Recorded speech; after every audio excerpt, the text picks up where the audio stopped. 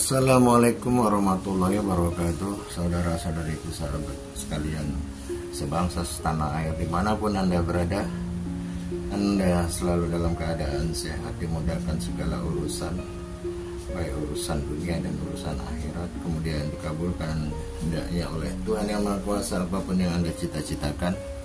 Dan pada video kali ini saya ingin menjelaskan agar Anda dapat mengerti, kemudian kalau terjadi sesuatu dan kita tidak berharap itu terjadi, kemudian Anda bisa mengambil tindakan. Apalagi kalau misalnya kejadian itu menyangkut orang-orang yang terdekat pada Anda.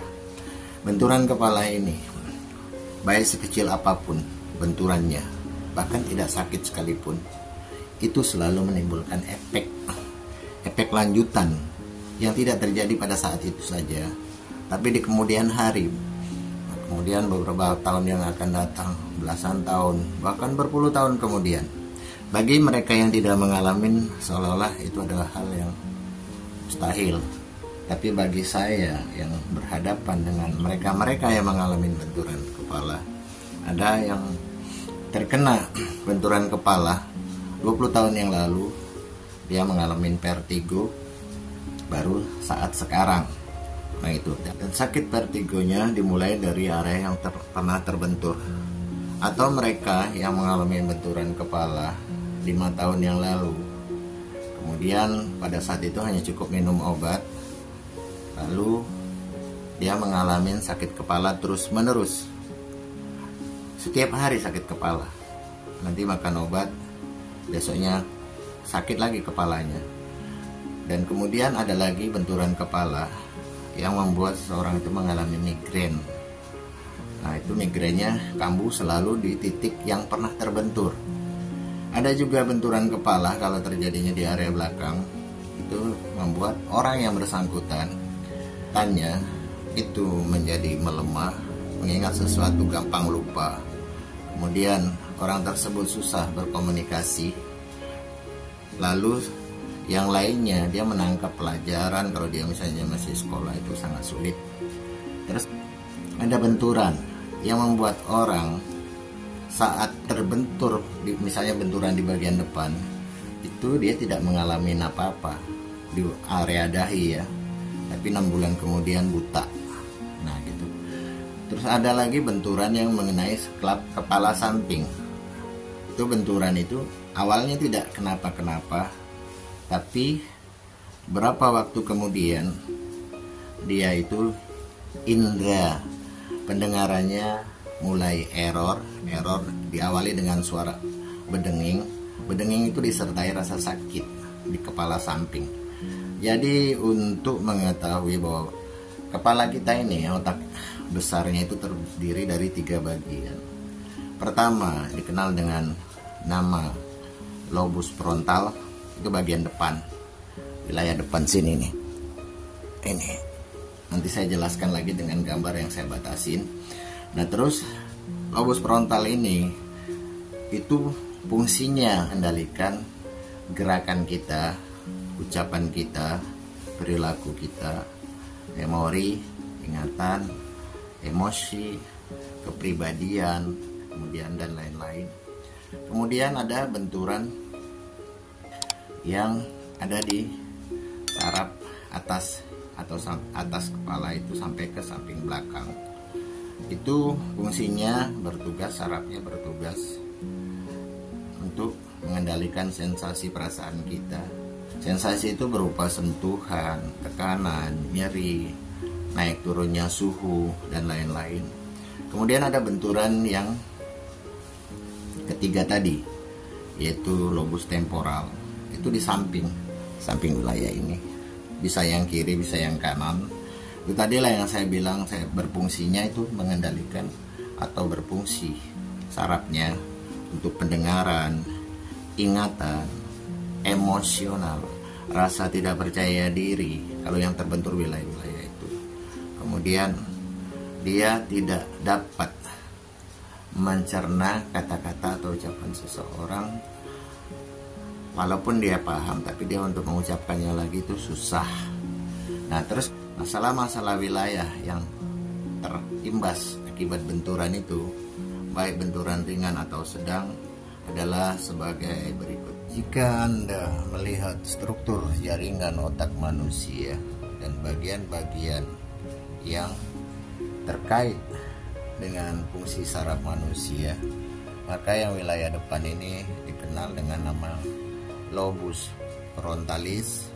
Kemudian ada di wilayah tengah ini namanya lobus parietalis atau lobus parietal.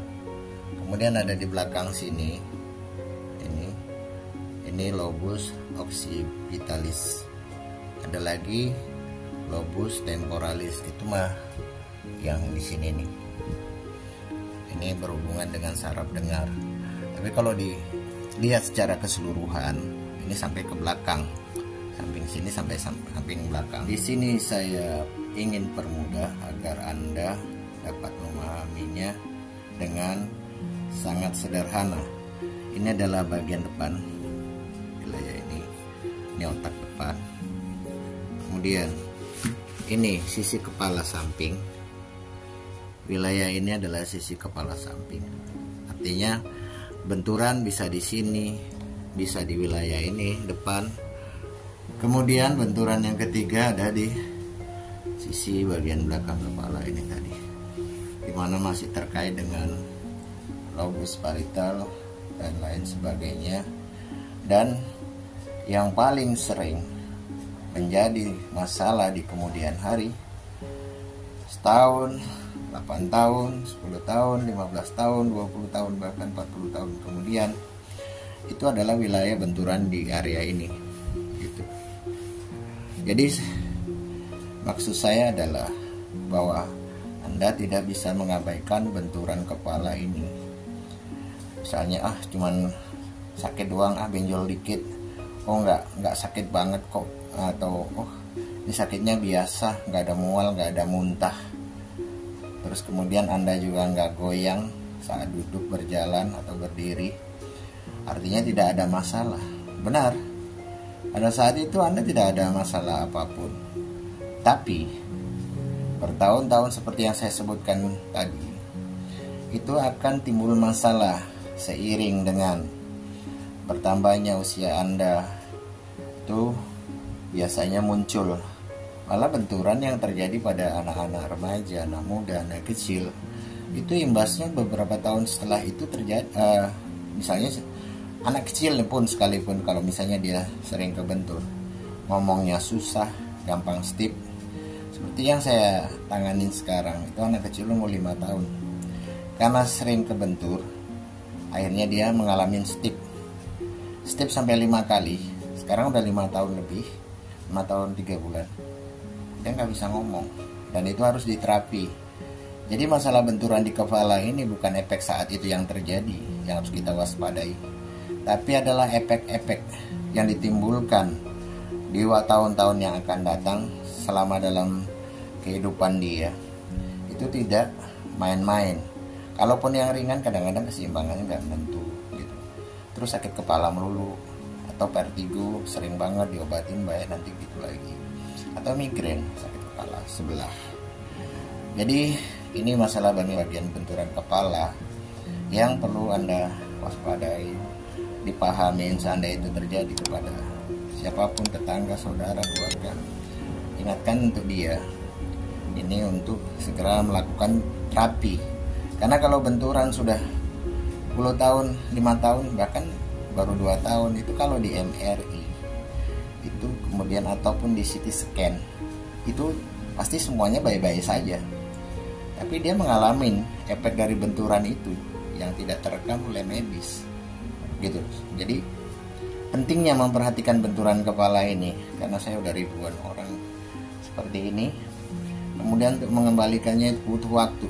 Terapi berkelanjutan, artinya terapi itu nggak cukup sekali 2 kali langsung sembuh kayak orang makan sambal gitu langsung pedas, enggak. Bertahap dia. Dan dia kalau mengandalkan obat terus, itu nanti yang terkena lambungnya, livernya, terus kemudian ginjalnya. Dan ginjal ini banyak yang mengalami fungsi ginjal memburuk, ya karena makan obat terus-terusan, karena obat itu hakikatnya adalah racun di dalam tubuh kita, kecuali obat herbal gitu ya. Jadi itulah yang perlu saya sampaikan untuk mengenai video benturan ini, nanti akan saya bahas di video berikutnya. Demikian, terima kasih atas perhatian Anda. Assalamualaikum warahmatullahi wabarakatuh.